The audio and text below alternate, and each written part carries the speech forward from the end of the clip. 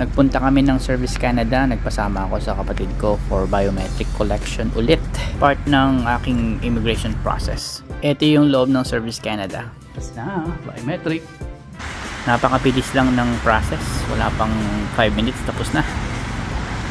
Tapos na, biometric. Oops!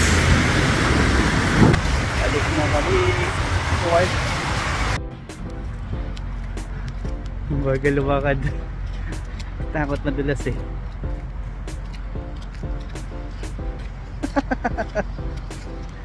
Maulan kasi nag-snow kanina tapos umulan, tunaw, naging slushy yung snow. Saan na kami ng office?